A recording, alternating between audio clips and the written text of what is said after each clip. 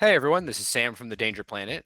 Today I am joined by good friends of the channel, Landon and Haku from Badfo Haku. Say hi, guys. Hi. Hi guys.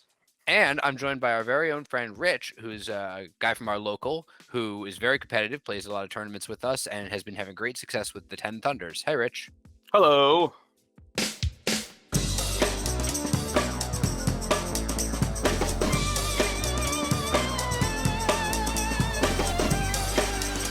So today we're going to be doing the first in a new series that we've come up with now that we've finished all the tier lists. We're basically calling them keyword tier lists, but it's a little bit different from a traditional tier list. We're going to be looking at all of the different models that you can hire in a keyword, as well as the best sort of out of keyword hires that are available to that keyword.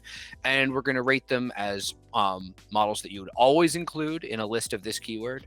Models you'd take in most pools, models you'd only take in specific pools, models you'd specifically take as counter tech, and models you would never hire, with a little bit of an asterisk, because you can always hire whatever you want, and sometimes you want to hire a model because it looks cool, but generally for competitive purposes, these are models you don't really want to touch.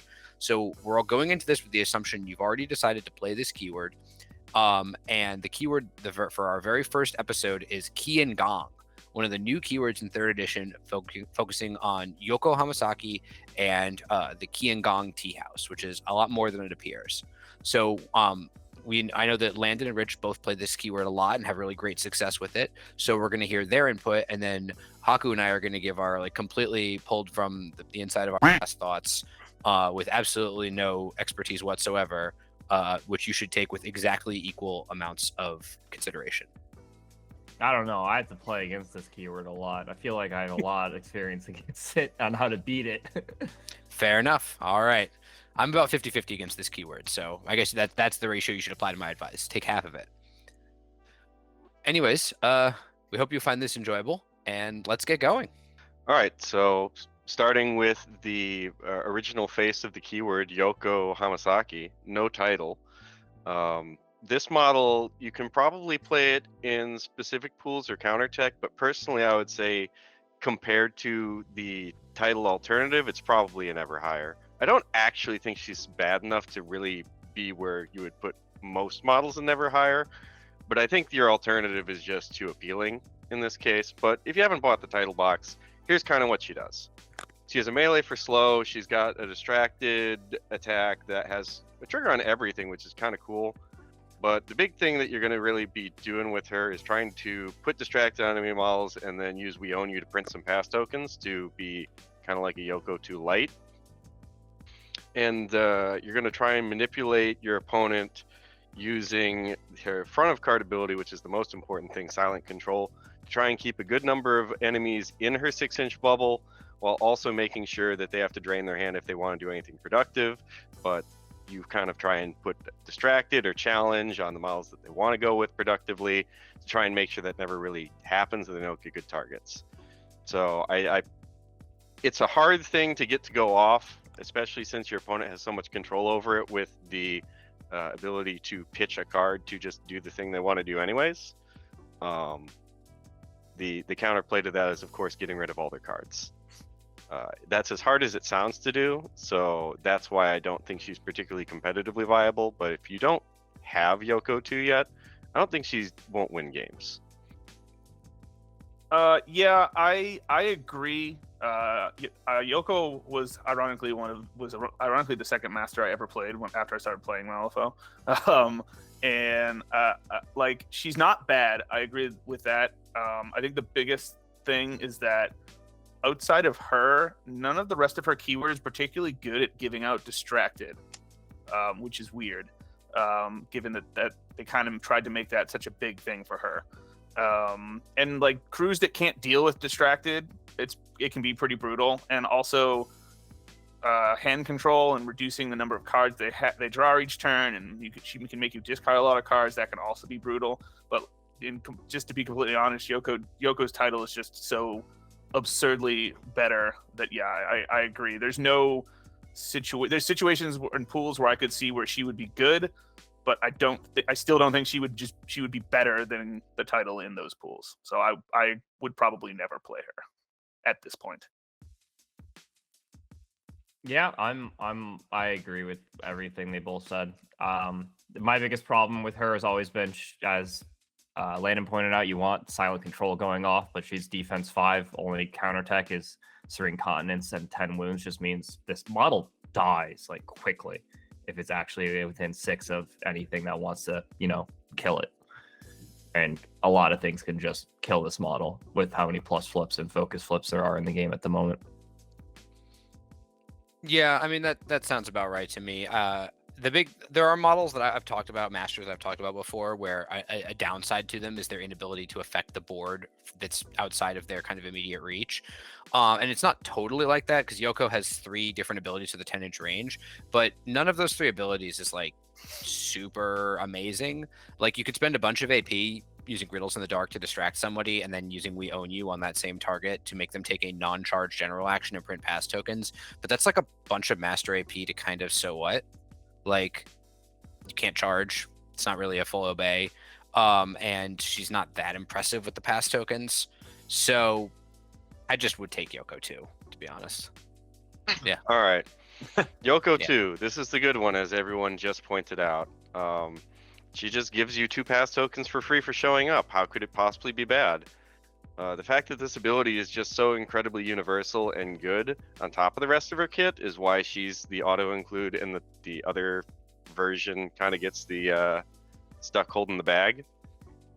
A lot of things that you'll try and do with this master involve just using gathering intel to push your guys around the board, information broker to grab the 2 best cards in your discard, and overall just supporting the team by having 2 pass tokens for free. The bonus action can be cute sometimes, though it's often a little bit unwieldy and hard to see the immediate effects of. So she just tends to be this key support piece that sometimes just takes a couple stat 7 attacks in the late game and gets some kills. Aside from the pass tokens, I don't really do a lot with the front of her card. With the Whispered Lies sometimes goes off on a good Hinamatsu turn, but Incriminating Evidence is rarely anything I'm willing to discard resources for. And that's just kind of how the model works, right? You get pass tokens, you push guys around, you control the board. Yeah, this model's amazing. It's just like just getting 2 pass tokens for showing up is kind of absurd, to be completely honest. Even if her whole keyword didn't also have things they could do with pass tokens other than just being pass tokens. She's fast. The combination of stealth and slippery, especially in GG3, is just like really absurd. The distracted aura, I agree. It's like I'm never going to discard a pass token or a card to get something distracted, so that'll probably never happen. And the trigger thing comes up so rarely. Again, just because the rest of her keyword really has no way of giving out distracted, so it generally doesn't happen that often, especially if you're playing this version of her.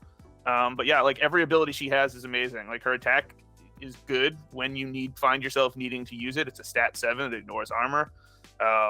Gather intel is amazing because at the worst it's a push. At the best, you're getting a free attack or dropping a scheme marker. And yeah, you just have an ability that says draw 2 severe cards from your discard pile. So that's stupid. And I actually really like her bonus ability. When I first started playing her, I leaned heavily into the whole I'm going to remove all your 13s because that's funny. But I actually have, after playing her more, I actually really like the mind games trigger, so that you can actually just like stack a bunch of like 1s and 2s and 3s on top of your opponent's deck right before you then like gather intel and throw Bill or Hinamatsu or something at them, and now they're flipping 1s, so eat that. So yeah, part of it's good, but the problem that I tend to have with it is that you have to proactively use it during her turn. Otherwise, your opponent just knows what's on top of their deck, does a thing to clear it, and then continues on with their life. And that's not to say that that's not useful either, right? Yeah. But it's never anything I really want to stone for unless I'm about to like bonus action, then make 3 attacks, right? I don't think I'd ever stone for it. It's more of the situation of, hey, I have a 3 of crows because he only needs a 3 or a 4. Needs a 5, but I'm never really usually willing to waste a card slot cheating No, it. that's true. Because every card slot's probably a 13, right? So you gotta ask yourself, well, are we willing to cheat a 13 of crows to get this to go off? And the answer's like, no. Yeah, usually not, but it's a bonus. It's one of those bonus actions where it's exactly that. It's a bonus. Like you're never gonna feel bad doing it, and sometimes you'll get a value out of it, and other times you won't, and it doesn't matter. Yeah, I just wanted to point out it's not ever really something I ever cheat to go off unless it's like I truly know I'm not going to be able to tool something or I've already picked up all my cards. Yeah, that's fair. Yeah, again, makes 2 pass tokens, draws 2 13s. What else could you want in a model? And it just supports the Hall of a crew, and Qi Gong just happens to have a crew that's good to support, which we'll tell you later. Yeah, I feel like I'm kind of sitting in a glass house here because of how much time I've been spending playing Nexus 2 and Maxine 2. But I think this model's really strong in a way that kind of I don't like and would like to see fixed, because I feel like Youko 2 is specifically really strong because she takes a lot of the variance out of the game. Like when you have 2 pass tokens, you're just getting the last 2 activations, so you don't have to worry about your opponent screwing with your plans. And she draws 2 13s out of the discard pile, so you don't have to worry about having bad cards. So you just do stuff that your opponent really can't interact with in any, except in very narrow ways, which I don't love, but I will admit is incredibly strong and frustrating to play against. Holy crap! All right, so Chiyo is your totem, so you'll take it pretty much every game. I know I didn't take it a couple times when I was playing like Reckoning in Gaining Ground or in the book, but that was also when I was playing, the original version since the title wasn't out yet, and still wasn't very good then. But in Reckoning, you just didn't want the significant model that just died. I think in the current iteration, Cursed Objects is good enough that you do still take her. So we'll go with all auto include. Typically, what I'm doing with this model is trying to direct my opponent of like where I want their models to go by just walking it turn 1 closer to the center so that I can turn 2 put it on the center line to get my pass tokens. Sometimes if your opponent's like really not doing anything that you can interact with, you might actually give her a push and get her there on the first turn as opposed to waiting for the second. But the whole point is you use this to try and guide the action to where you need it to be, because otherwise your opponent's just feeding you 2 more free pass tokens every turn.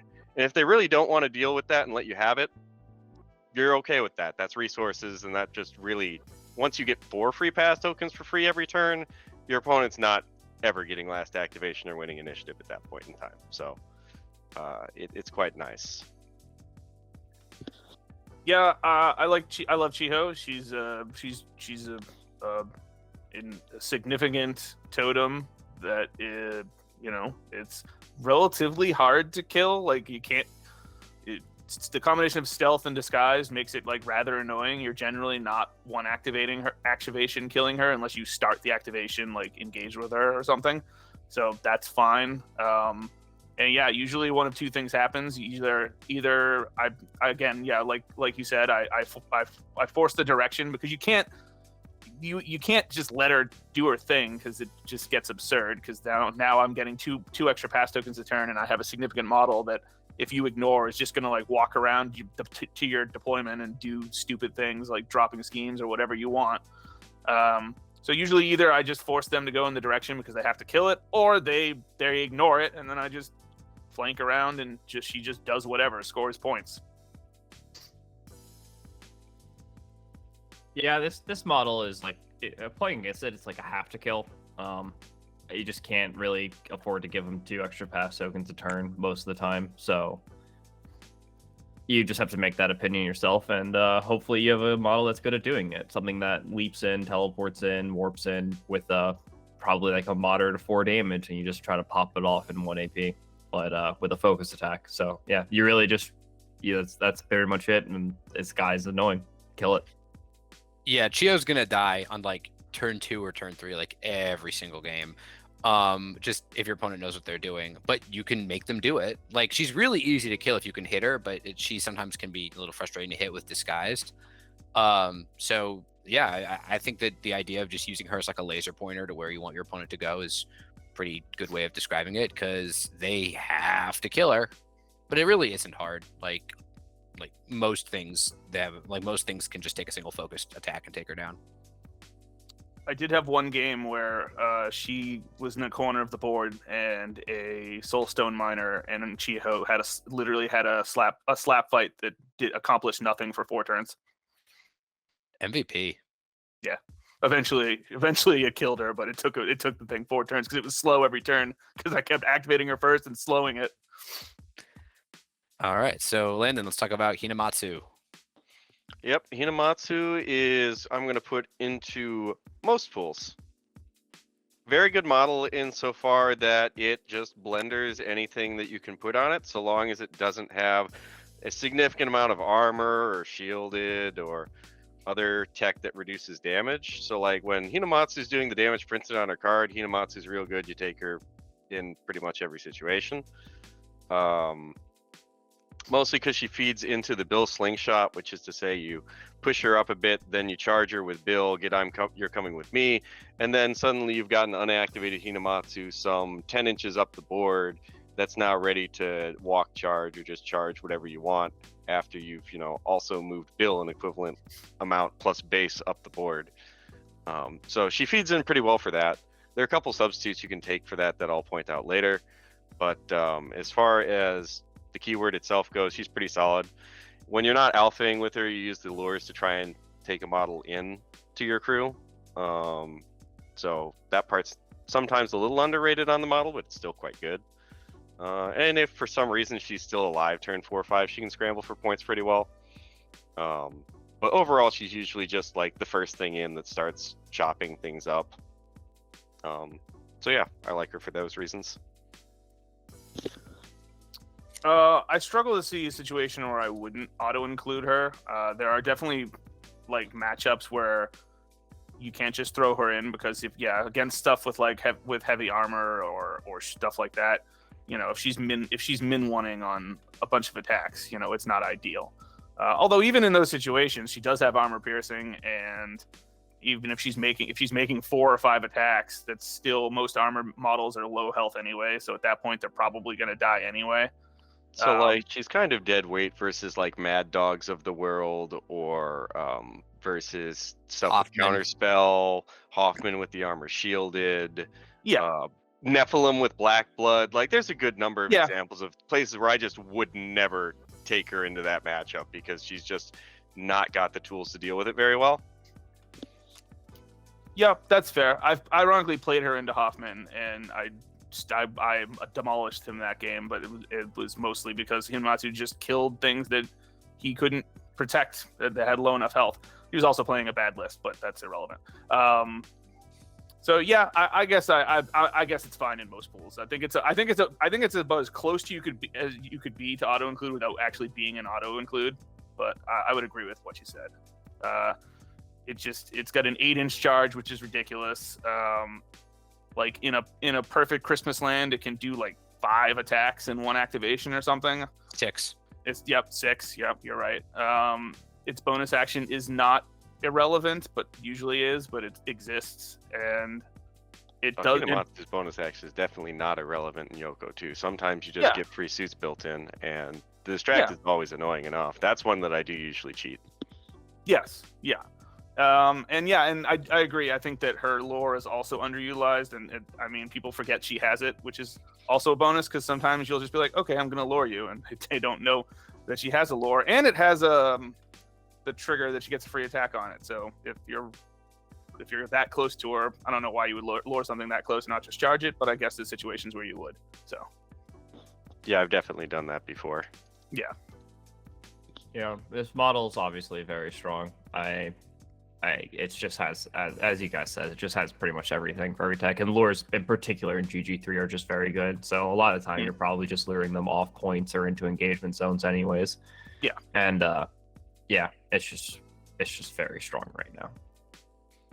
Yeah, I love Hinamatsu. I have never played a game where I could play as Hinamatsu, and I'm maybe someday going to drop either a Neverborn or Qi Gong just so I can know what it feels like, but this freaking puppet, man. This thing's an enormous pain to deal with. If you don't have anything that pierces armor, you really need to just be like, you need to look at yourself and be like, I'm going to commit the large number of attacks it takes to take this thing down, because you can't have Hinamatsu running around in the middle of your line. You just can't. Landon, let's talk about Bill. Yeah, so Bill's the henchman that gets to auto include for me. I don't know that I've ever taken a list without Bill. Bill is incredible. He sets up the Bill Hinamatsu slingshot, as I discussed briefly before. He also just has the best gotcha trigger in the game, which I try my best to make sure opponents are aware of before we get into it, because if nobody knows that the debt debts of gratitude is coming, there's some real salt that comes over. So I always like to make sure my opponents are aware of that, because it's really, really good when you start slapping people for 5 to 7 damage. And then, you know, the rest of his kit's pretty cool too. You know, challenge is really important, I think, for Youko 1, if you ever decide that that's something you're going to play. And it's just pretty dang good anyways for Youko 2 as well. And, you know, sometimes you just get free focus. Then, you know, he also just creates a weird scoring pressure on your opponent where he doesn't want to reveal schemes while Bill's alive, just because Bill will just absolutely wreck him if he does. So, like, he just does a lot on the board on top of just being a min 3 beater by virtue of existing, right? So he's good for all those reasons. And then he also just comes with tech with Bodyguard and Ruthless for some reason. It's helpful. Yeah, this dude is 1000% an auto include. There's no scenario where you're not taking this guy. He is absolutely insane. The heroic intervention is amazing. Debt of Gratitude is an absolutely bonkers trigger. And like, yeah, people don't know about that. Like, it goes both ways, because you just add in 2 extra damage, but also if they don't realize that you Bill from 17 miles away on the board can just remove that scheme marker because you really needed that scheme marker to score this turn. Oh well, I don't care. It's gone. So, you know, and also the fact that you can get around, because it's not a charge, so you can heroic intervention and then still charge. You can use heroic intervention to like attack things with disguise that you normally couldn't charge into. He's a min 3, but like if you need him to be, he's a min 4 or even a min 5 if you need to drop a stone and have a high ram in your hand. Or if they don't have any scheme markers on the board, a min 7 for 2 stones. Yeah. A min 7 for two stones, or like 1 stone and a low crow. Yeah, he's insane. He's absolutely insane. And yeah, the scoring pressure he creates is very strange. And if you've never played against that, it could be really, really a big mind game. He makes it like he really punishes you if you if you reveal schemes on turn 2. Because usually at the end of turn 2 he's in the middle of the board anyway, and now he's fast and healed, and God help you if you only score 1 scheme and he still survives, and then you have to score another scheme at another point and give him another fast and another heal. Like, jeez, he's just insane, absolutely insane. And he has Ruthless, which, you know, why not? Yeah, I've definitely purposely not revealed schemes just so that I can kill him next round. Yeah, it's something you really have to pay attention to as an opponent. Yeah. Also, against this crew, you just have to do the casual drop down scheme markers first activation instead of focusing, just so you can have ones to remove. It's funny. This model makes you play very funnily if you aren't used to playing against him. But once you've seen him a few times, he's definitely, I think he goes from like amazing to just like pretty good. He's a very solid model in the crew and works really well with the keyword, which is why he's always going to be present. And he's a very good target for probably your priority kill target. If not Hinamatsu, then definitely just remove this guy off the board. Yeah, you have to focus him. Yeah, I have been targeting Hinamatsu first, but I probably should be targeting Bill first, because I think removing Bill is probably more important than removing Hinamatsu. Although Hinamatsu is really scary. There are targets Hinamatsu is bad into. There aren't very many types of targets that Bill Algren is bad into. And as you said, he makes you play differently just for being on the board. So yeah, I would be very surprised if I ever ran into a Qi Gong list that didn't have him. Landon, why don't you tell us about Shojo? You know, I would love to tell you about Shojo, but to be honest, I've literally never put this model on the table. I don't actually think it's very good in Youko 2. It might have a place in Youko 1, honestly, and that just might be the reason why I've never played it. But since I've never played it, I'm going to put it in the never higher. I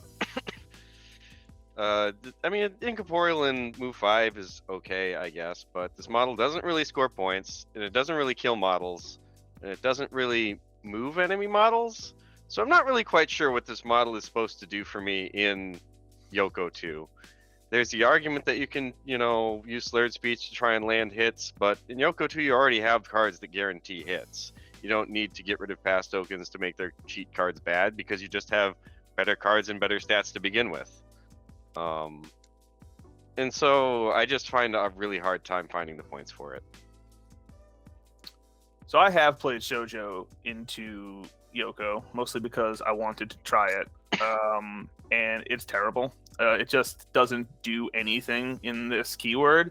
Its bonus actions are still good, and the auras are still good, but that's not why Shojo's dumb in Brewmaster. And so without any way of like consistently getting more than like 2 poison a turn, you're not printing pass tokens with it, so it's basically just useless. And it's 6 points. That's a Kunoichi. So like, yeah, no, thank you. I would never hire this thing into this keyword. This might literally be the most broken model we talk about this whole entire time, and yeah, you'd never hire it. But holy shit, this model needs to be changed immediately. Oh, Yeah. it's absolutely busted in Brewmaster. Yeah, absolutely broken, but yeah. You guys want to know what Shojo does? You ready for me to crack the code for you? Gives Do you it. last activation with a whiskey golem. That's what Shojo does. No further comment. Yeah. Well, we don't need that, Sam. We just already do that. Like with Bill. It's actually kind of insane that if you run Brewmaster 2 into Youko 2, Brewmaster will probably consistently get last activation on her. Because the amount of pass tokens that this model generates is absolutely unreal when you're playing in a crew that just stacks poison on her. This isn't that crew. Pass. Yeah. Landon, why don't you talk us about Kunoichi? So Kunoichi usually are going to make that auto-include tier. I don't think I've played a game of Youko 2 without one. And part of this is just because of the other models I like to hire. I think if you didn't hire some of those other models that we'll talk about later, you probably wouldn't need it for this keyword. But here are the things that's really good. You have tools for the job, which helps increase your hand pressure that you just passively put on your opponent by having better cards. So by virtue of just winning more duels, you win more duels, right? And that's just good. Other than that, her tech's pretty decent at disguised, and just having nihilism sometimes comes up. Mostly it's the disguise is really helpful for a backline model that you're going to play kind of like back to mid-table to get some free interacts, stand on points, do whatever. But the real reason why this model is super auto-include instead of just like a decent model with tools is because of the galvanized trigger on Shuriken. So after you find a mask to discard for your tools for the job, you end up building galvanized, which hands out focus to other models. Usually you'll be handing out focus to like a Fuhatsu or a Lone Swordsman or whatever beta you've taken from their versatile stable to just really supercharge them by just throwing shurikens at Fuhatsu, Hinamatsu, Bill, whoever you need to also fill up at the same time your discard pile so that you're going to have your choice of cards to go pick up when you do go with Youko 2, especially on turn 1 where you might not be interacting with your opponent as much. So you really have to rely on those damage flips to fill up your discard to get the best cards. And then I've Got Your Back is just great utility for mid-game scrambles to try and make sure you get all your points. Anything I missed here, Rich? No, I would say a minimum of 1 Kunoichi is always auto-include. There are some games where I'll take 2. And yeah, I mean, tools for the job is a dumb good ability. And I'll say this, I don't think that you should be able to pick up red jokers with it, and I think that should be changed, but I still do it. And every time I do it, I tell my opponent, yeah, I don't think I should be able to do this, but I can, so I'm gonna. And it's dumb. And then yeah, the galvanized trigger is really what makes them super stupid, because yeah, putting focus on whatever generic beater that you've hired, whether it's one of the out of keywords or even just Bill or Hinamatsu. Well, Hinamatsu's weird, but on Bill is fine. And Leave it yeah, on Hinamatsu lets you get like some cheeky lures off ignoring concealment, so it's not the worst. Yeah, it's fine. I mean, putting a focus on any of your giant beaters is totally fine. And yeah, Got Your Back is a good trigger. It doesn't come up super often because usually you've got Bill there to heroic intervention if there's like a massacre, but it's still there and it's still good. And I just think that it's like an amazingly solid 6-point model. It like I'd probably pay 7 points for it, to be honest. I wouldn't be happy about it, but I'd probably do it. And yeah, it's just good at like You do it in some lists. Yeah, I do too.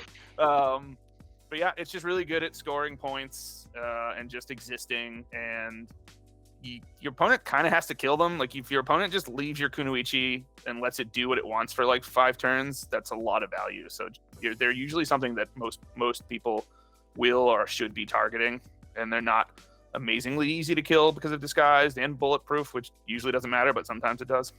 So yeah, they're amazing. No, I was reading bulletproof. Yeah, bulletproof is quite good as well. Yeah, bulletproof is great when it's great, and it's completely pointless when it is, but it's there. I'm just annoyed that the no witnesses trigger comes up more often than it ever should, but it just happens whenever. I've declared it like 5 times recently, and that's actually more than I had in like the last 2 years. Yeah, you blew up my Calypso with it, you jerk. There's just a lot more 50 mils that exist now, so you get it more often. Yeah, also, especially since a lot of the 50 mils have armor, it's not like hard to like run up to a Hoffman or a Peacekeeper and then just be like, poke. No one else can see me because I'm height 2. No witnesses here. Yeah. No, it's tools broken. No witnesses, just funny. But yeah, so it's a model that unfortunately you do have to tend to start ignoring in Qi Gong. Because the other models are more important to kill, and it's just a really good support model, and it's just hard to get to, and it does a lot. Yeah, I mean, I've seen Landon hire 2 of these at 7 stones each, and you can pay 6 stones for them. Why wouldn't you? They're stupid. Tools for the job is stupid. You know it. I know it. Landon, why don't you tell us about Charm Warder?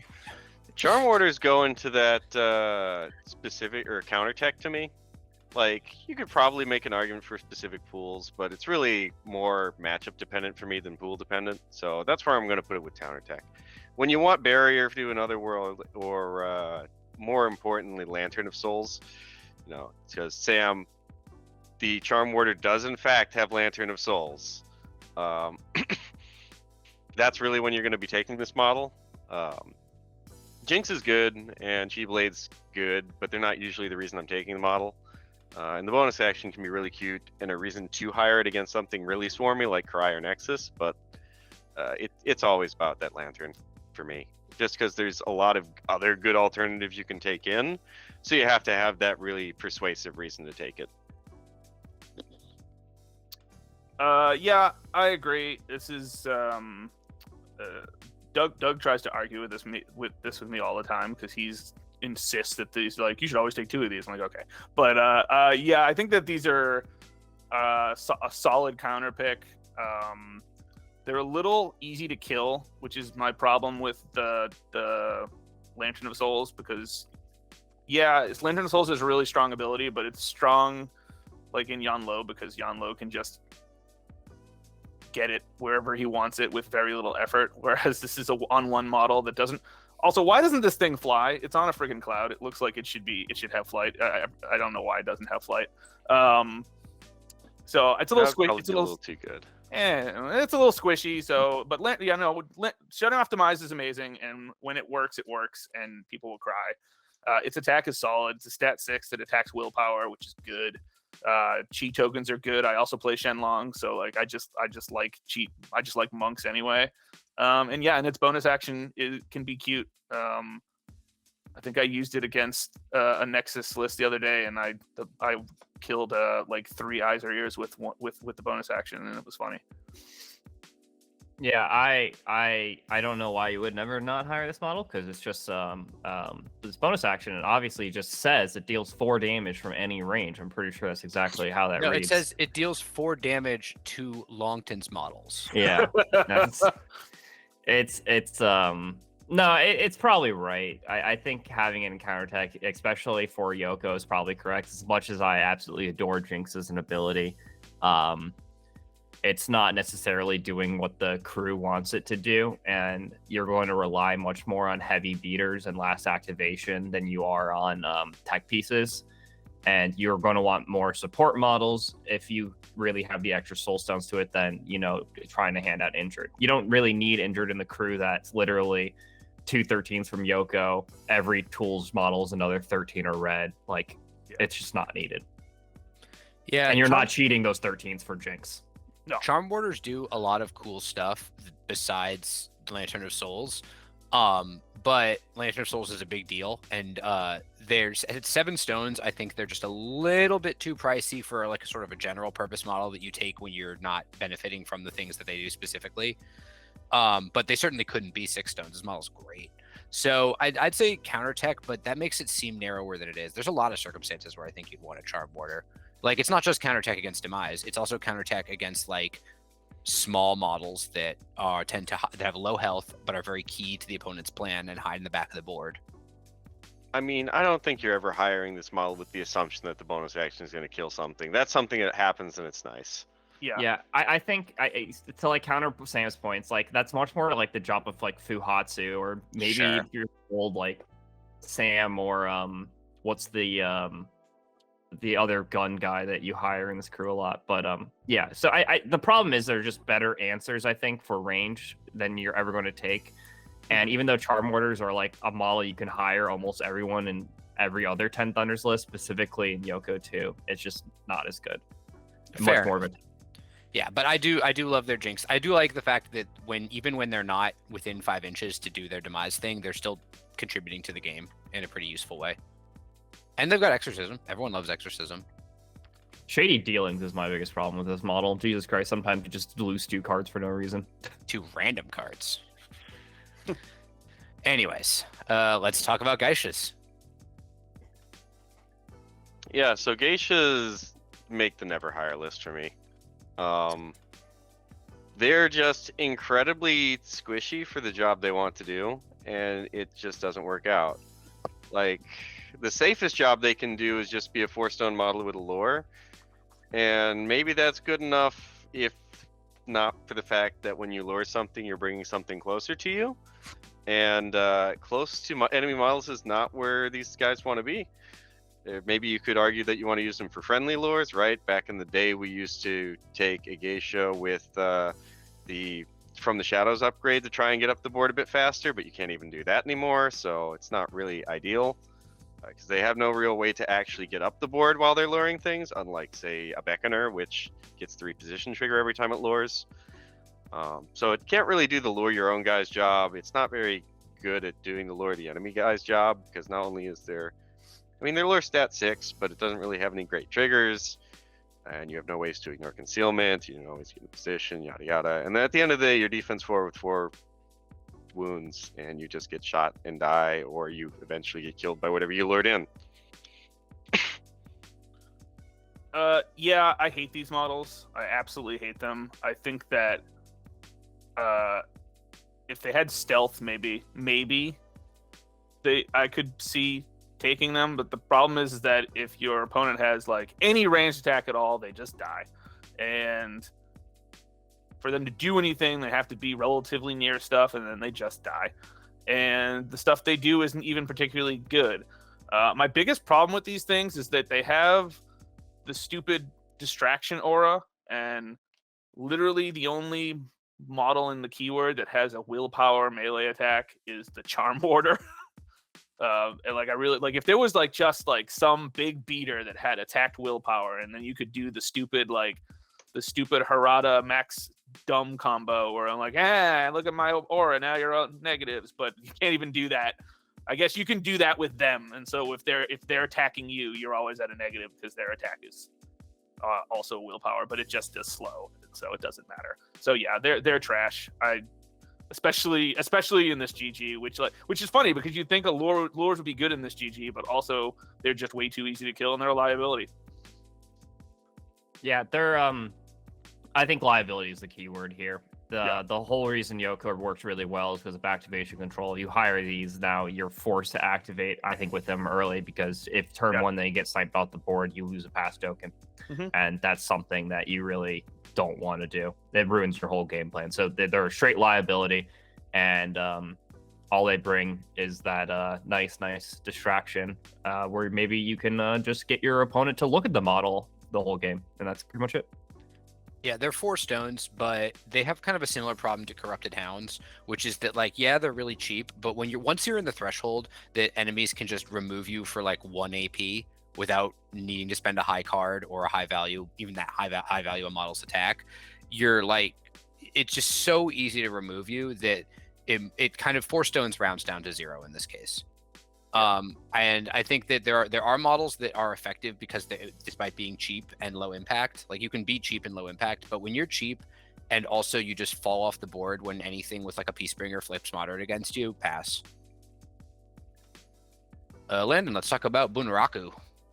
Yeah, so Bunraku fit into the never hire category for me. They're not particularly effective at any one job.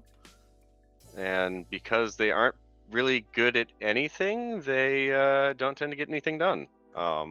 If you have your hands tied behind your back, gun to your head, say you need to like play only keyword and find a model that scores points, maybe you might play Bunraku ever, but that's not the case, and I don't think it'll ever be the case. So this model just is not great.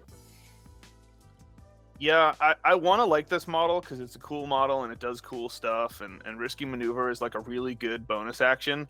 But like they shouldn't be 6 points, and they just die. Like they're good scheme runners, but they're not great scheme runners, and they're like okay at attacking things, but they're not great at attacking things, and their defensive tech is terrible because it oh no, I survived one attack and now I have +2 defense. Well, whatever. So yeah, I don't know. I think these guys either needed to have like 2 armor or be cheaper or something. Maybe have a leap. They should have had a leap. I don't know. They're bad though. I don't see any situation where I would play them. Yeah, I think that about sums them up. I willpower 4 particularly bad. Your stat 5 attacks, which is highly unreliable, and you have much better things to spend 6 still stones on in this crew. I've never seen one hired into me, and looking at their card, I cannot imagine under what circumstances I would. Pass. Landon, let's talk about Kabuki Warriors. Are they better? No. So Kabuki Warriors are a model that I have played before, but not in Youko 2. So I'm going to put it in never hire. In Youko 1, I've played them. So I suppose I'll give you the asterisk that I think they're actually pretty okay there. But they're not great otherwise. The problem they have is that they rely on your cards to defend themselves. Their tech of combat finesse only works against melee, so on top of being defense 5, 8 wounds with no way to really reduce or prevent attacks from coming through, their only way to not die also only works against melee beaters. And even then, if they just flip enough cards or flip better than you, you can just lose them anyways. So they're not the greatest. They also just suffer from having very few triggers on their card. It's a bit of a problem.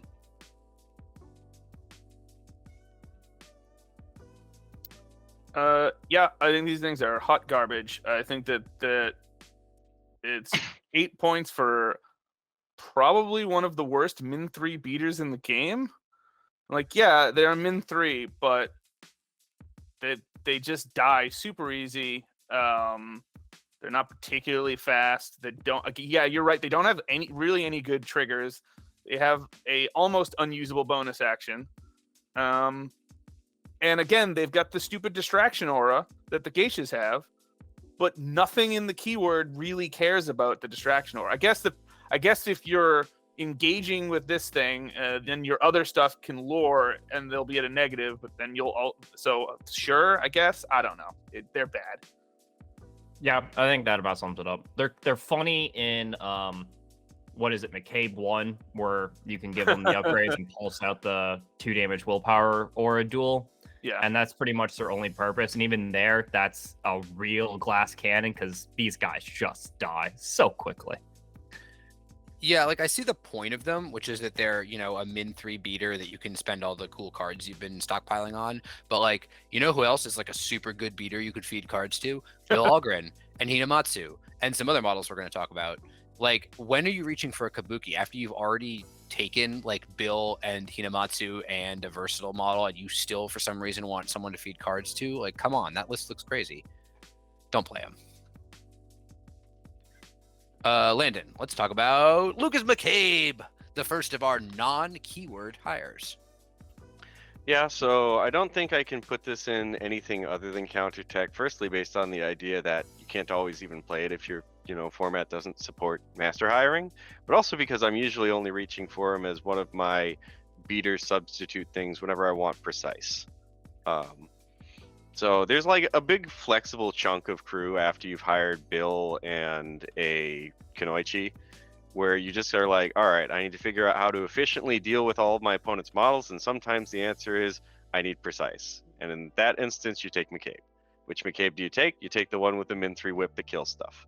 And that's kind of like the entire thought process, right? You can still push him up the board with gather intel and some other models that you might hire. And he does pretty well with focus that you get from the Kunoichi, because then he doesn't have to waste his own AP getting No the Warrior up.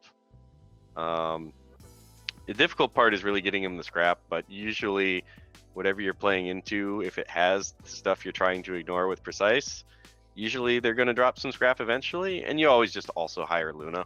So you get the first scrap from the totem. And I guess we didn't really include Luna here because it's implied you're taking Luna if you take McCabe. They're in the same spot. Yeah, you never, you can't take Luna without McCabe, and you wouldn't take McCabe without Luna, so. Yeah, that's fair.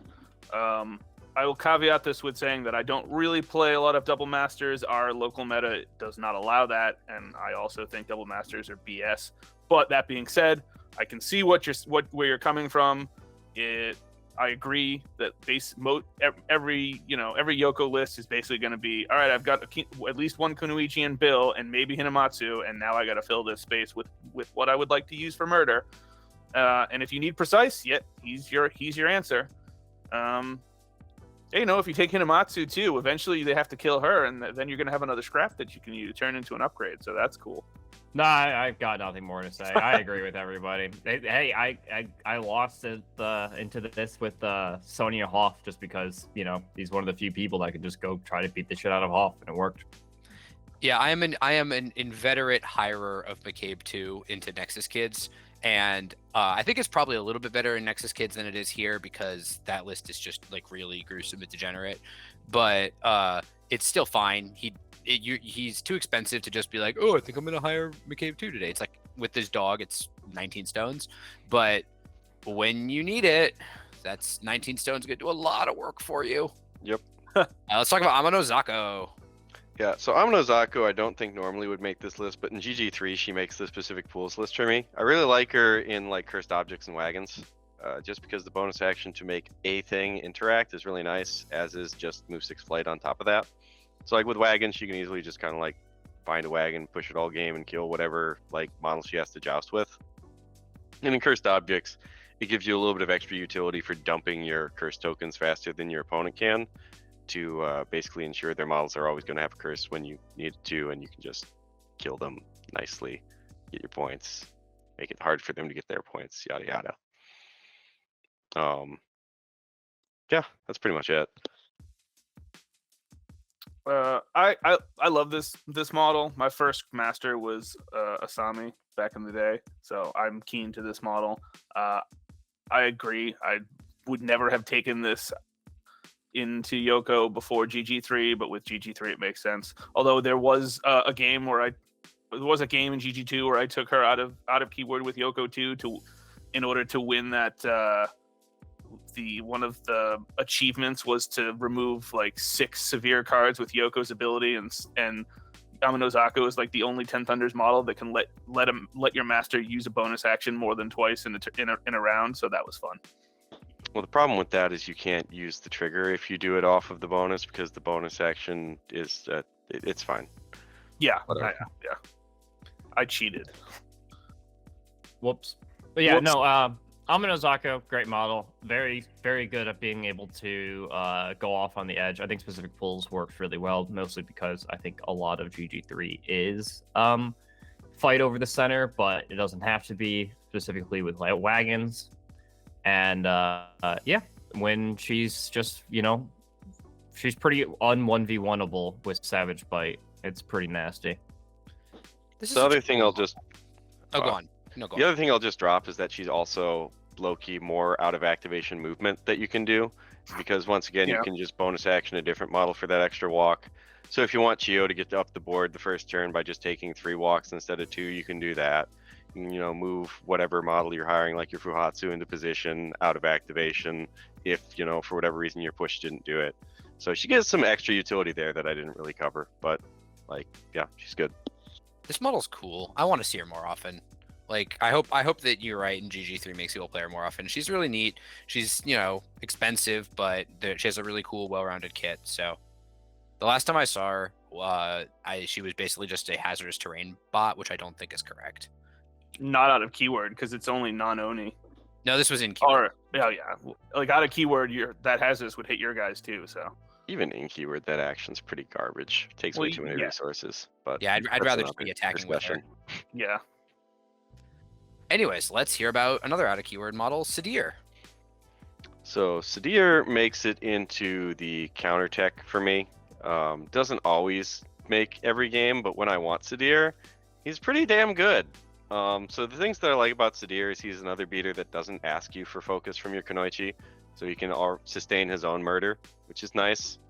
Blow it to hell, though, is really the reason why I'm taking this model, or if I just am placing opponents where I just want more guns, because more guns is more better. So it's usually some combination of those two. The blow it to hell ignoring cover makes all of your guns more better. And I usually will be hiring Fuhatsu, who we'll get to later. And yeah, he just doesn't ask you for quite as much as the other models do. Also, slow is just a nice trigger to have on a 12-inch gun.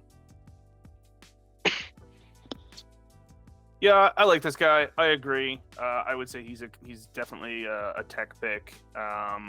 Blow it to hell is probably the main reason why I'm taking this guy if I'm paying 10 points for him, because that ability is really, really, really good.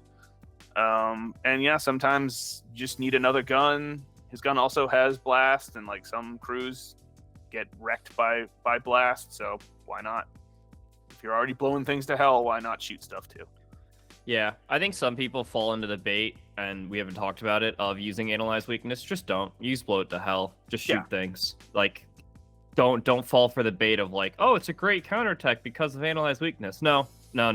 Analyze Weakness normally is actually just a pretty trash ability. Just shoot the thing instead, or place a Blow It to Hell marker. And if I've already got Sidir in the list, and there's a model I want to analyze, I might analyze the model. But I'm not hiring Sidir because I want to analyze models. Yeah. Right. Yeah. Analyze Weakness is in not good enough for that. Yoko 2 is in a weird position where with pass tokens you can actually kind of utilize Analyze Weakness different than other people do, because you do get 3-4 pass or activations in a row end of turn if you want to actually make Analyze work. But it's not something you're ever planning on. Yeah, I mean, this guy makes sense to see next to the Charm Warder, because like the Charm Warder, if you're not using Blow It to Hell, or Lantern of Souls, if you're not using Blow It to Hell, you don't hire him. But once you hire him, he does a lot more than blowing things to hell, and that's a really good place to be in. So, nice guy. What's going on with Kitty, Landon? Yeah, so Kitty is good for a good number of reasons. Number one is if I'm playing on a corner deploy and I just need more pushes. You have Reaching Tendrils or whatever it is that pushes another model 6, so you can get a lot more threat projected than you normally would, because one 5-inch push is nice, but one 5-inch push and 2 6-inch pushes on top of that's 17 inches before you start doing stuff. That's a lot of reach for your 12-inch gun. So she's good for that. And then secondly, she's just also a really nice target to throw shurikens at, because incorporeal means your 1, 2, 3 damage track's usually doing 0 as opposed to 1. So it's nice to be able to have a target that doesn't put damage onto your crew while you're handing out your focus. I've used her less, admittedly, in GG3, just because the last thing she would always do is just be a good schemey thing for schemes that require markers. And there's some use for that in GG3, but there's less, I feel like. So you use her bonus action to go through people to push a lot more often. She's also deceptively good at melee beats with her unassuming demeanor, which sounds thematic to me, the fact that it's deceptively good.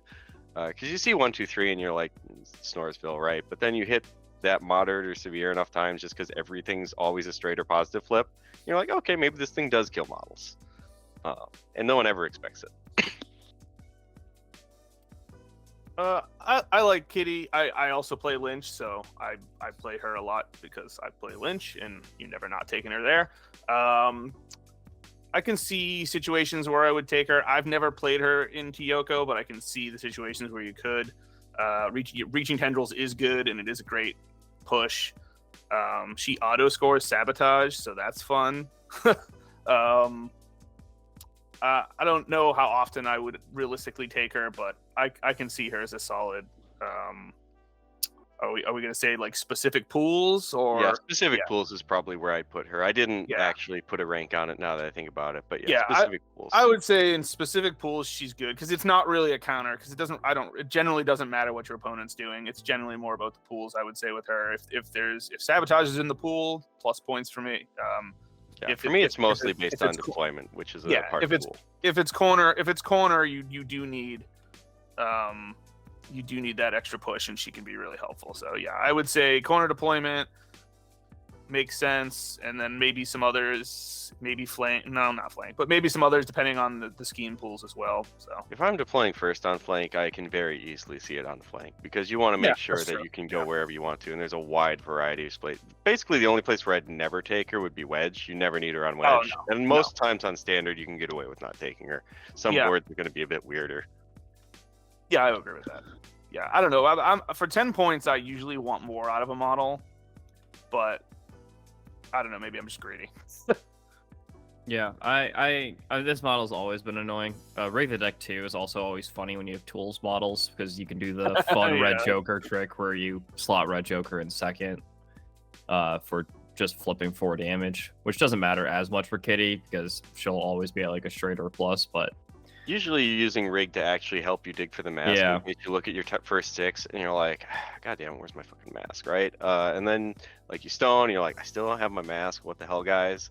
And then after you rig the deck, you're like, okay, finally, I've dug through 10 cards. This mask is earned. Yeah. So she provides enough utility to make a place. But yeah, I agree. GG3 is definitely not the place for her necessarily. Reaching Tendrils is a little nice, but you already have enough move enemy effects in your keyword naturally that you don't really need more. So I think specific pools is pretty good. Whenever you need extra scheme marker drop, probably is fine. Yeah, I mean, I haven't seen her with Youko. I've seen what she does in other lists, and I can imagine it in Youko, but some of it feels like stuff Yoko's good at. So like maybe there's some redundancy there. And it does feel like when you hire her, you're -1 beater. But you typically don't need like 3 beaters. Like 2 is often enough beaters.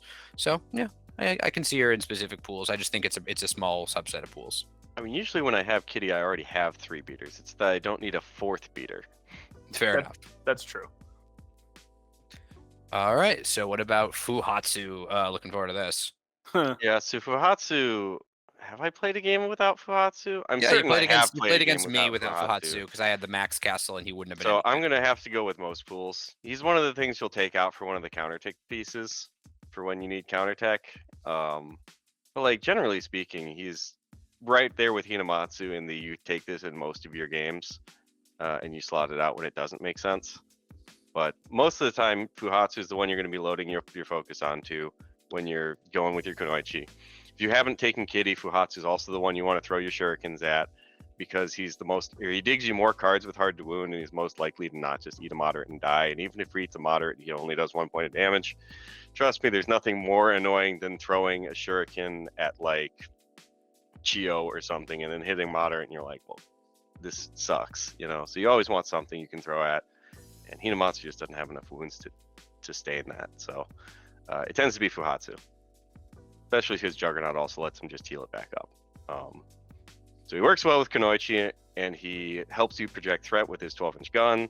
The innate positive flip plus the focus means it doesn't even matter if there's concealing usually. If there's too much cover, you bring Sidir, and then you don't have to worry about the cover. So it's never usually a board consideration that I don't bring Fuhatsu, but more like well, guns don't do anything because they've all got a bunch of hard to wound or whatever nonsense it might be. Yes, I am aware Fuhatsu has been nerfed. No, I don't care. He's still good. Yeah, Fuhatsu's good. And yes, he was nerfed, but that's because Fuhatsu was busted. So he got brought from stupid down to just a good model now. I think some people are a little still salty about that. I don't know. I don't play him as much as you do. So for me, it wouldn't be most pools, but I can see how it would work in most pools. It just tends to be like the boards I play on and the styles that I play. He's not always as useful as something else, but when he's useful, which is often, he's ridiculous. Specifically because you can just guarantee that you get to activate with him last with a hand with at least two severes in your hand, which is stupid. So like he's basically just gonna do 7 damage to a turn to something. So yeah, I mean, I'm fine with most pools. I think I think for most people, he's gonna be most pools. Yeah, I this model is ridiculous in this crew. I think I almost agree with the auto include, but as pointed out, there are some rare situations where there's enough models that have hard to wound that a gun line really doesn't actually work. But that being said, you're playing 2 severes. It's not hard to earn 10-1 with 3 13s, if not 4 severes, if you're bringing 2 tools for the job. I'm sorry. Sorry. Minimum of 2 severes. I'm sorry. Yeah, minimum of yeah. So what ends up happening is you have this guy focused, you have him moved up the line, so you can pretty much shoot the whole board on any deployment zone, and you're going to be able to do it with potentially 2 focus shots, and you can just literally slam 12 damage into a guy, sometimes more because you probably have the 13 of RAM, so you can just blammo 7, blammo another 6. With your 2 13s and your 2 any other severes, and yeah, it's nasty. And if you don't have a crew that plays around it, you basically have to hide models behind a line of sight a lot. And if they brought blow it to hell, you have to play around that. Which if you don't have pass tokens, you can't. This really is what to me breaks Youko in a pass tokenless matchup. If she has 2, you have 0, especially if you lose that initiative because cheating with tools for the job is delicious. Oof, that's painful. Yeah. So like you can't advance up the board quickly if you bring Fuhatsu, as opposed to if you're playing into Fuhatsu, you can't advance up the board the way you want to just because there's so much threat projected, and you don't even know where the threat is projected. So you have to respect like basically all of it, just because if you have Kitty Fuhatsu, right? Fuhatsu can be anywhere 17 inches from where he's starting and then take 2 focus shots, right? That will kill a lot of models. So you have to play in this like really weird passive way, or you just die, barring some very specific lists. But then the best part about that is you typically do the Fuhatsu shots before the Bill slingshot. So even if you're missing with 1 or 2 of these shots, you just draw a card and you're okay with that. You don't even have to like waste your high cards on it if you don't need to. And it's just this sword of Damocles just kind of hanging over your opponent's head the entirety of turn 1. Yeah, this is what I was talking about when I was complaining about Youko too. It's very non-interactive.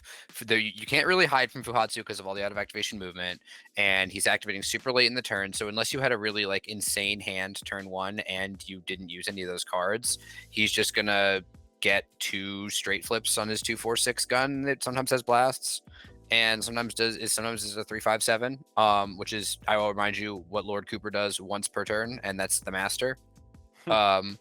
And he is just nuts. It sucks to deal with, so fix it. And he has no pants. Yeah, he doesn't have any pants.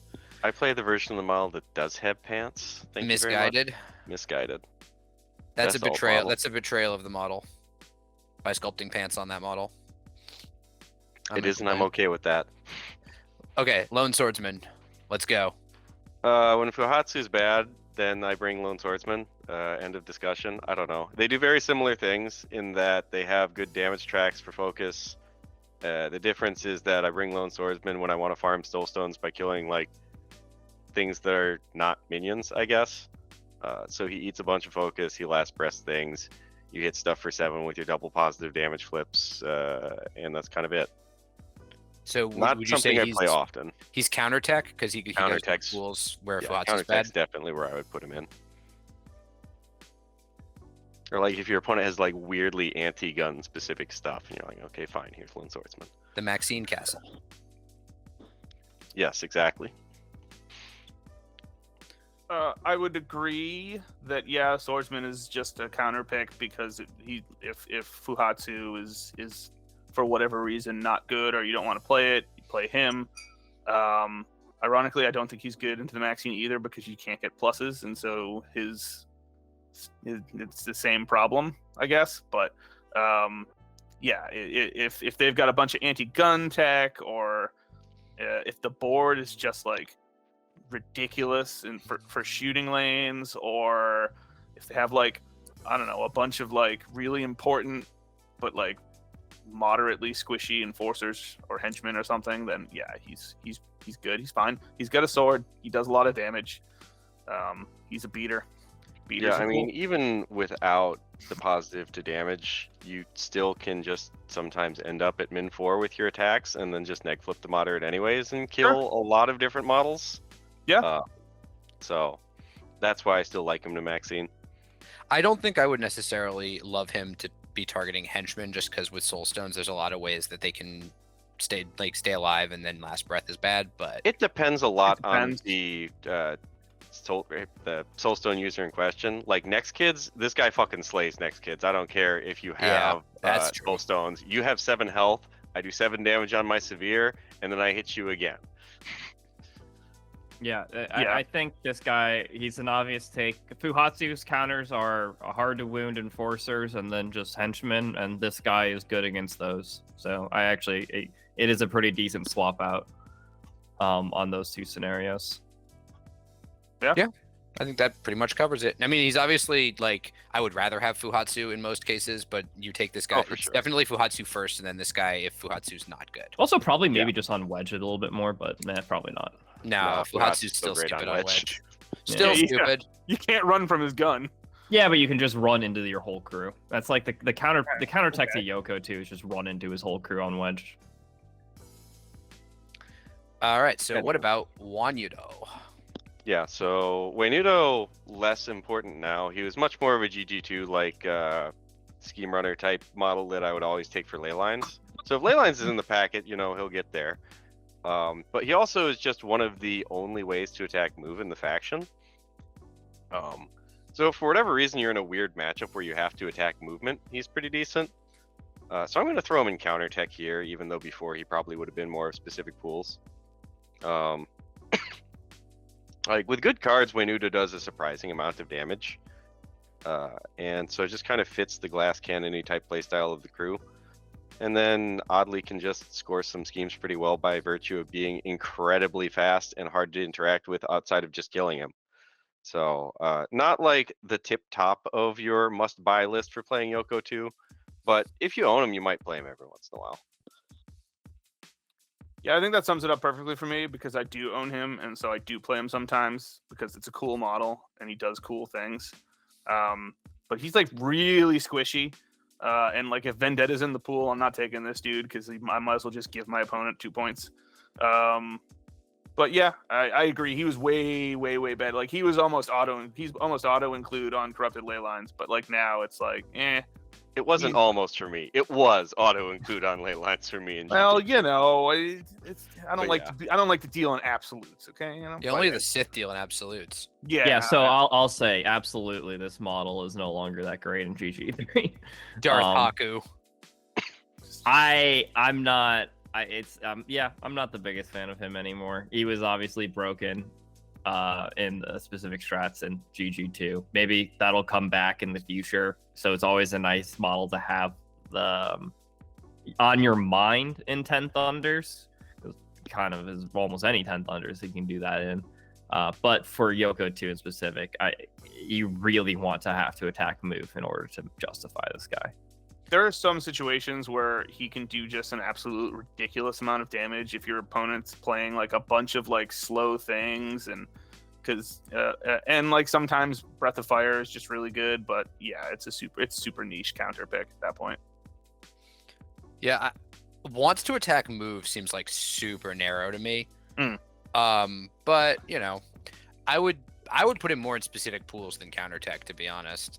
because it doesn't really feel like he's countering what your opponent's doing. It just feels like he's presenting kind of a unique angle of attack that the rest of the crew can't do. It feels a little bit more proactive. My thought is that's more opponent driven, and to me, pools was objective driven, counter tech is opponent driven, right? So it being much more of an opponent driven decision makes it much more in counter tech for me than specific pools. But like I said, in the previous GG, he would have worked for specific pools. I just don't think there's like a strategy or a scheme that he's particularly good at this GG. Yeah, I mean, the game's also very dangerous right now. It's very killy, and he's really fragile. Pass tokens. That's true. I mean, All right. What about Hucksters? So Hucksters make specific pools. Yeah. I think there's a lot of Huckster-friendly schemes this GG, so it's kind of odd to me that I haven't played more of them yet. But like I've played them in GG2, I played them in GG1. You know, Hucksters are always just a model that you'll take when they score points, and they do. Hard to really talk them up more than that. Yeah, I agree. They're pool specific. Like they're great for sabotage.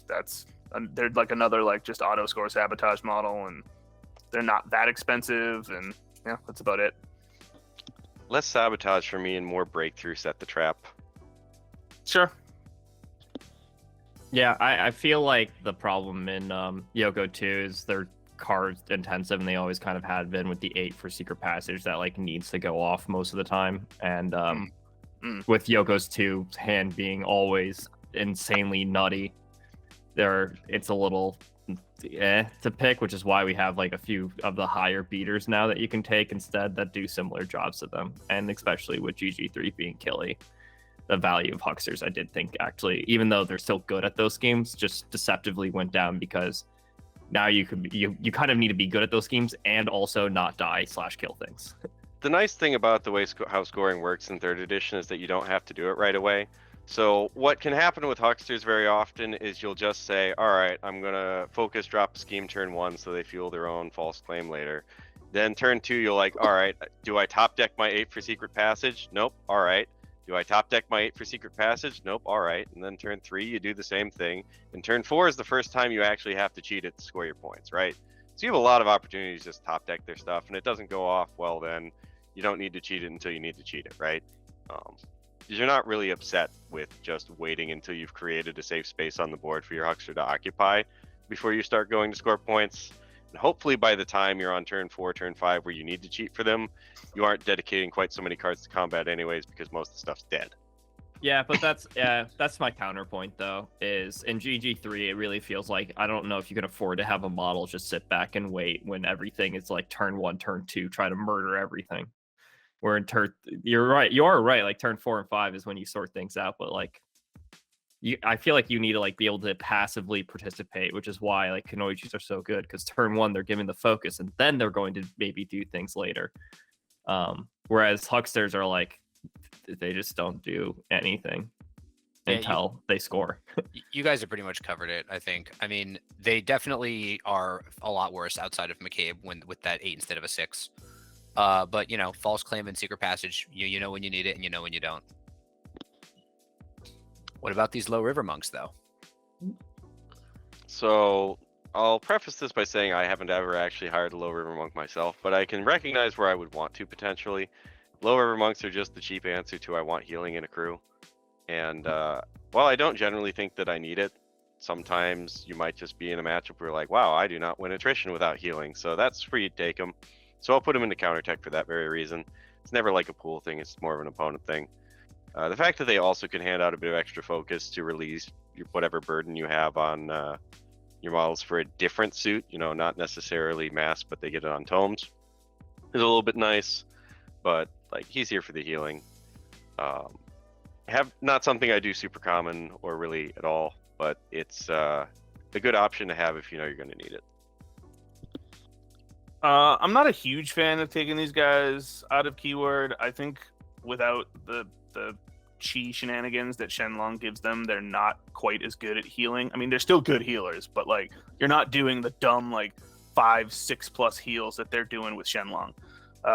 So like in scenarios where I need like a little bit of healing, or yeah, I guess I could for 5 points, like I don't expect a lot out of 5 points, I guess, but I've never taken them in Yoko. I can't see a scenario where I would, but So I could be surprised.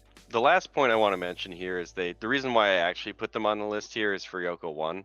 I actually do run them in Yoko 1 probably always, because you want one of your own models to be able to distract in order to be able to print pass tokens.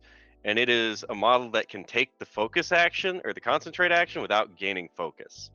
So it's actually like low-key perfect for that particular niche application. You can't. We own use enemy only, isn't it? I don't believe it is. No, it's not. You can definitely, okay, you then. can definitely, And definitely we own your own models, models, and you do that to concentrate for a Qi token, Okay, and then. then print 2 pass tokens. It's the only thing I ever did with Yoko 1 before Yoko 2 came out is I would do that and print like 6 pass tokens using the old Terracotta Warriors. I don't really need to go into it, but it's very important if you want to play Yoko 1. I'll leave it at that.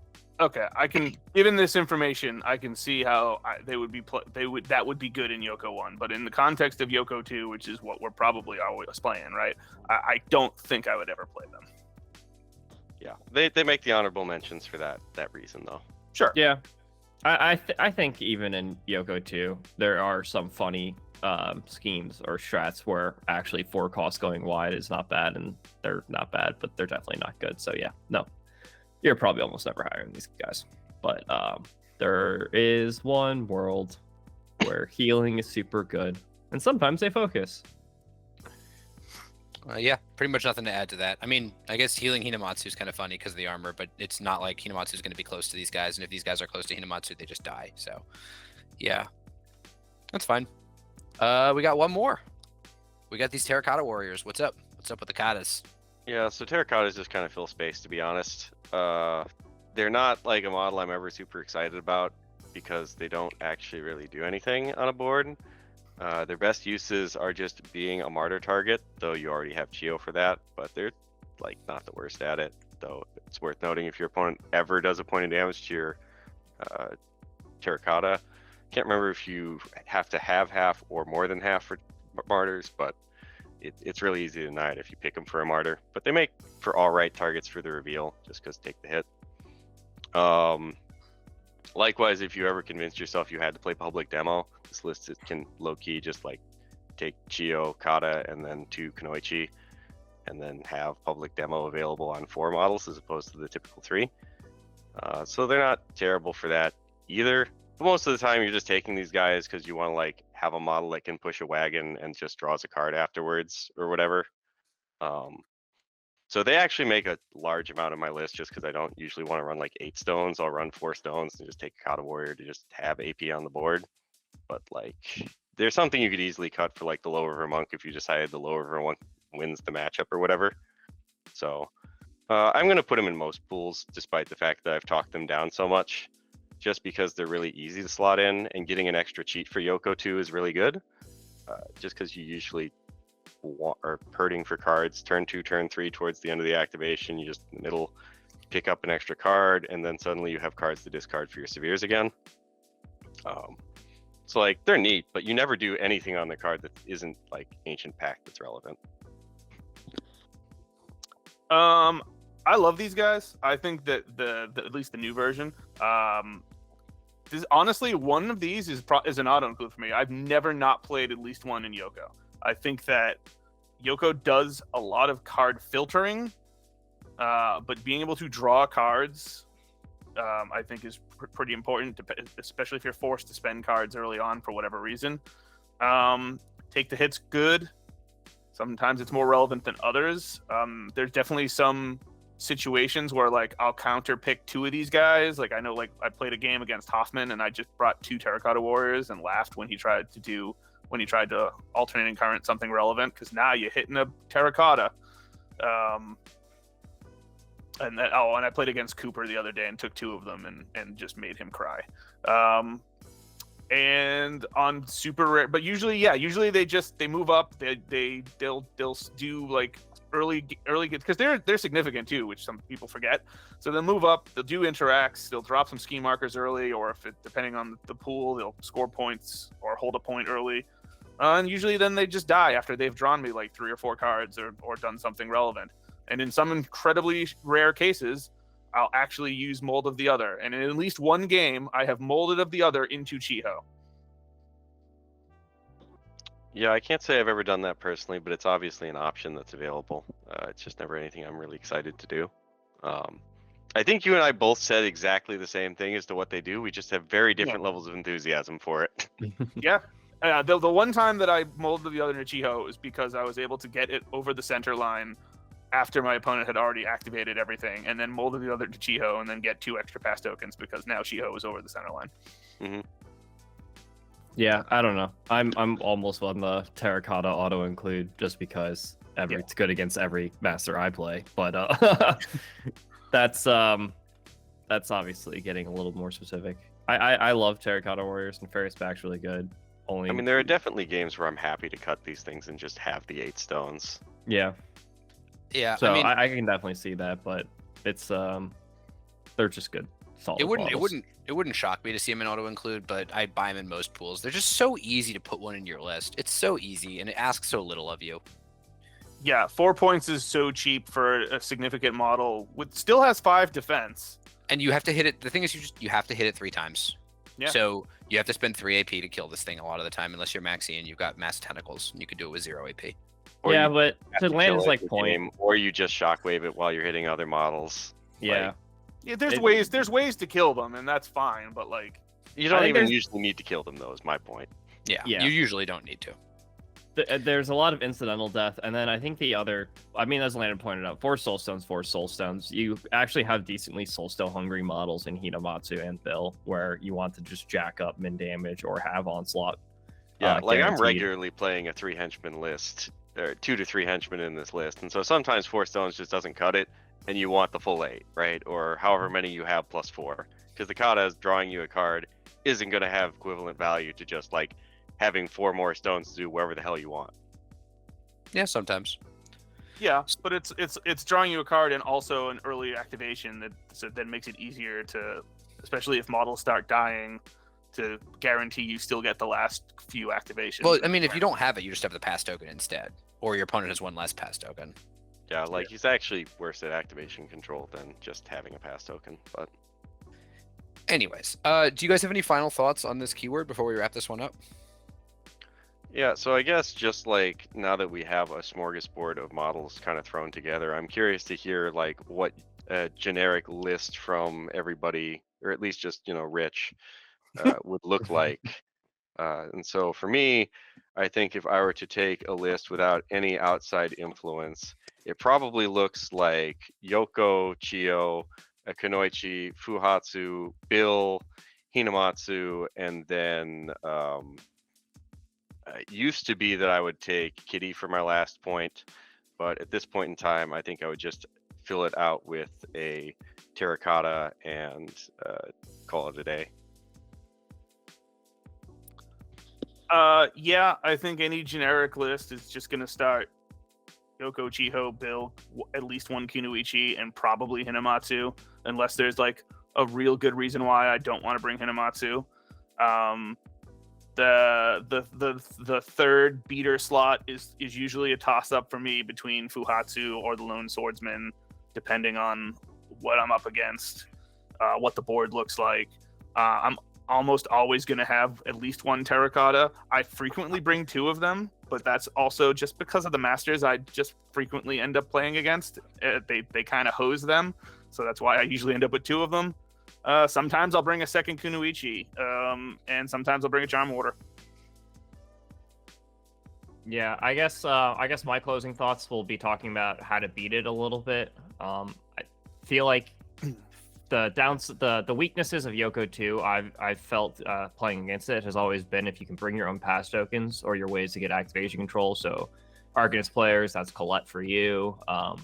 Explorers, obviously Jin, and then Gil just get wrecked.